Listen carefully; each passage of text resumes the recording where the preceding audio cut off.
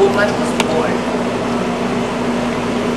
Man was called si Malakas, and the woman was to be maganda. So, that's my talking about my ancestors and my forebears and how far I'm going. I am as far as the beginning of our culture. And at the same time of Malakas and Maganda, and how to use the tool. Marcos ensured that Malakas would be used for peace and not war.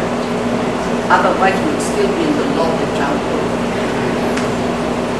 Might is right, survival of the fittest. Then, Maganda in history.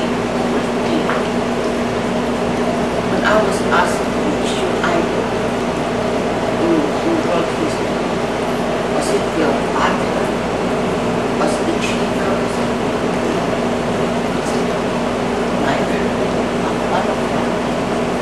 Why? Because they used beauty for conquest, beauty for seduction, and beauty for prostitution. And so when I was being already there at the doorstep of Malacan, they have an ideology that power comes from the barrel. So he had to proclaim martial law, but he used power for peace.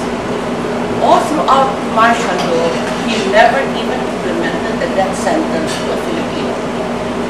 And I said to him, wait a minute, if you do not believe in the death sentence, throw it away. He said, Imelda, the art in the use of power. Power is their use. It's like gun with 1,000 bullets. Once you use the gun once, you no longer have 1,000, you have 999. So, Marcos did so many things.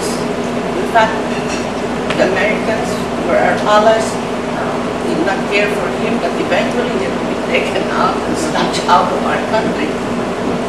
Why? Number one, he did not send a combat to Vietnam. He sent an engineer to Bataan, field camp. You know, if he sent a combat team to Vietnam, I remember after Vietnam fell, Deng Xiaoping, the leader of China, was something. He said, this is a salute for Marcos. He said, if Marcos sent a combat team to Vietnam, and Vietnam is part of the Indo-China Peninsula, then after the fall of Vietnam, we, the Chinese, would have been justified to invade the Philippines and conquer the Philippines. Why? Because Vietnam is part of the Indo-China Peninsula. If you will see the geography, it's part of it. So can you imagine? After the fall of Vietnam, hindi pala tayo. Anong laban natin with 1 billion people? See? Peace. Then, when Marcos became president, actually, we had no real sovereignty. We had 23 bases in the country. So the first thing Marcos did, the first 6 months, he brought it down to from 99 years, and Dayat, 99 years agreement. But 30 years of possession is ownership. That's what they did in Guantanamo. So the first 6 months that President Marcos was president, he brought it down to 99 years, from 99 years to 25. Then from 25 to 5 years and rental of 800 million to ensure that this was our basis. If Marcos did not do that, in less than a few years more, the U.S. would have taken over not one Guantanamo like Cuba, we would have 23 bases that would be taken over. So we did not have really sovereignty. Then human rights. We had no rights in our country. All our patrimony, all the mines, Atlas, Lepanto, Today we interviewed Mrs. Imelda Romualdez, former First Lady of the Philippines. Then all the multinationals, Our patrimony was not ours.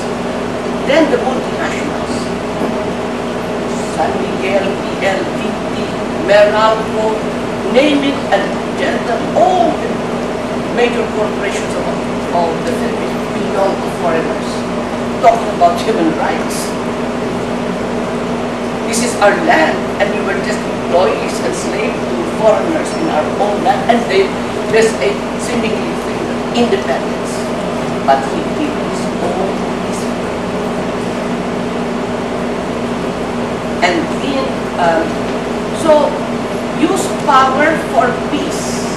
That should be our culture, and we can teach the world this. Use beauty for giving, for love. Iba tayo. And when you give beauty selflessly and endlessly, that is mothering. Mothering is a selfless and endless giving of the good, the beautiful. They really told me all the time, Imelda, the good, the good, the good.